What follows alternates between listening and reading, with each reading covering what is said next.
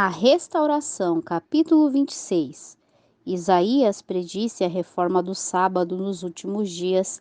Assim diz o Senhor: mantenham a justiça e pratiquem o que é direito, pois a minha salvação está perto e logo será revelada a minha retidão. Feliz aquele que age assim, o homem que nisso permanece firme, observando o sábado para não profaná-lo e vigiando sua mão para não cometer nenhum mal. E os estrangeiros que se unirem ao Senhor para servi-lo, para amarem o nome do Senhor e prestar-lhe culto, todos os que guardarem o sábado deixando-o a profaná-lo e que se apegarem à minha aliança. Esses eu trarei ao meu santo monte e lhe darei alegria em minha casa de oração.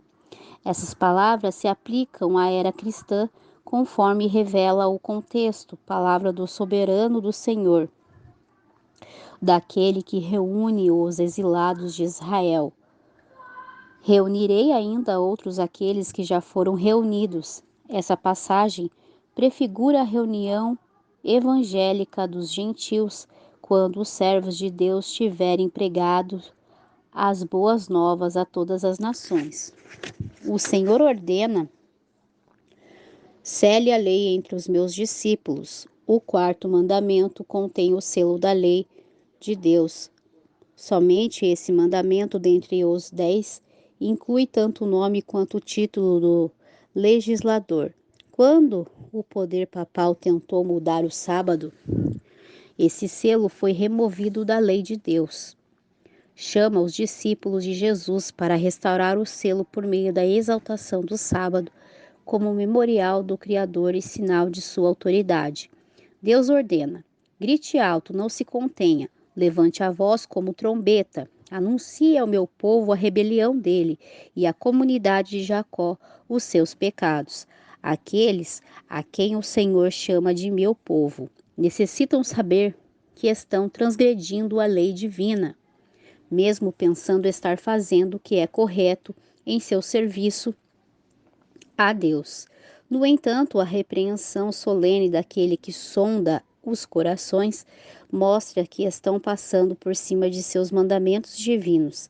Assim, o profeta mostra qual é a lei que abandonaram. Os teus filhos edificaram as antigas ruínas, levantarás os fundamentos de muitas gerações e serás chamado reparador de brechas e restaurador de veredas, para que o país se torne habitável.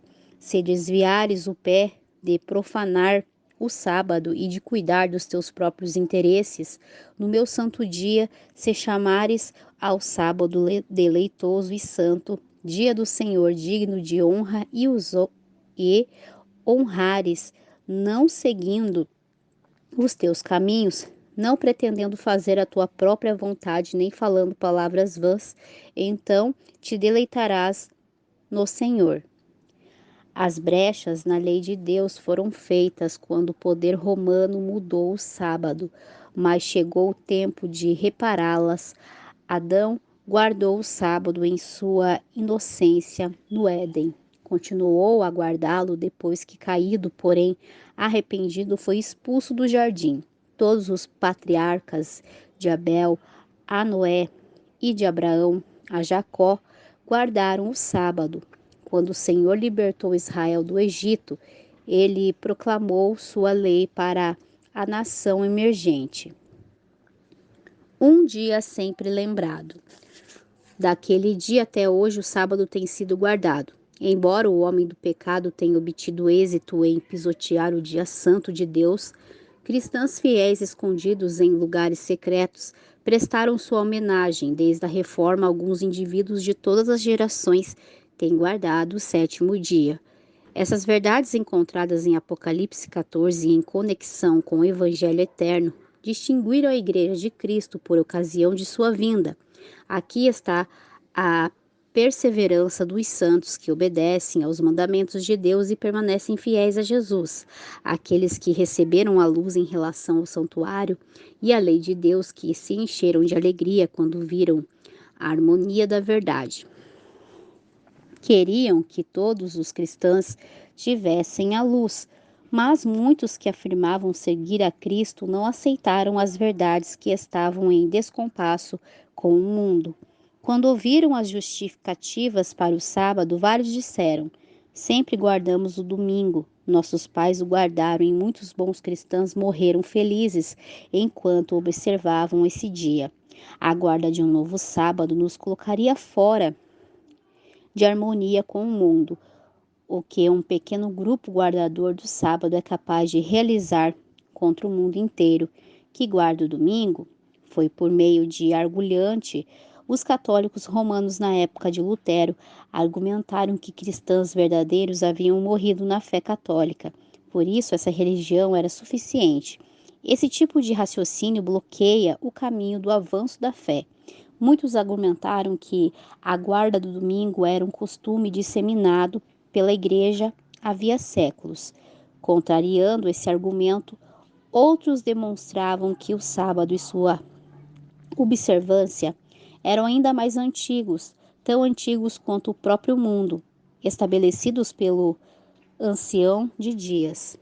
Quando não conseguiam encontrar nenhum apoio bíblico, muitos questionavam por que nossos grandes homens não entendem essa questão do sábado. Poucos acreditam como vocês. Não pode ser que apenas vocês estejam certos e todas as pessoas cultas estejam equivocadas. Para refutar argumentos como esse, bastava citar as Escrituras e mostrar como o Senhor havia lidado com seu povo em todas as eras. O motivo para ele não recolher e não escolher pessoas eruditas e de posição com mais frequência é que elas confiam em seus credos e sistemas teológicos, sem sentir necessidade de que Deus as ensine. Às vezes o Senhor chama pessoas que têm pouca educação formal para pregar a verdade. Ele as escolhe não por serem incultas, mas por não serem autossuficientes demais para que o Senhor as ensine. Sua humildade e obediência as tornam grandes. A história do antigo Israel é uma ilustração vivida da experiência passada dos fiéis adventistas. Deus conduziu seu povo no movimento adventista, assim como guiou o povo de Israel para fora do Egito. Se todos aqueles que trabalharam juntos e com tanto afinco em 1844 tivessem aceitado a mensagem do terceiro anjo e a proclamado no poder do Espírito Santo há anos, a terra seria sido advertida e Cristo teria voltado para redimir seu povo. Fé e coragem. Não era da vontade de Deus que Israel peregrinasse por 40 anos no deserto. Ele queria conduzi-lo diretamente para Canaã e estabelecê-lo lá como um povo santo e feliz. Contudo, por causa da incredulidade, não puderam entrar da mesma forma. Não eram da vontade de Deus adiar tanto a vinda de Cristo e fazer seu povo permanecer por tantos anos neste mundo de pecado e tristeza. Em misericórdia a este mundo, Jesus tem adiado sua vinda, para que os pecadores ouçam a advertência e encontrem abrigo antes de Deus derramar sua ira. Hoje, assim como em eras passadas, a exposição da verdade desperta oposição com as más intenções. Muitos atacam o caráter e os motivos daqueles que defendem verdades impopulares. Elias era chamado de perturbador de Israel, Jeremias de traidor, Paulo de profanador do templo. Desde então até agora, aqueles que desejam ser leais à verdade têm sido denunciados como rebeldes, hereges ou causadores de divisões. A profissão de fé feita por cristãos verdadeiros e mártires, exemplos de santidade e firme integridade, inspira coragem naqueles que agora são chamados a se posicionar como testemunhas para Deus. O serviço de Deus recebe hoje a ordem: grite alto, não se contenha, levante a voz como trombeta, anuncie ao meu povo a rebelião dele e à comunidade de Jacó os seus pecadores. Filho do homem, eu fiz de você uma sentinela para a nação de Israel, por isso ouça a minha palavra e advirta-os em meu nome. O grande obstáculo para a aceitação da verdade é que ela envolve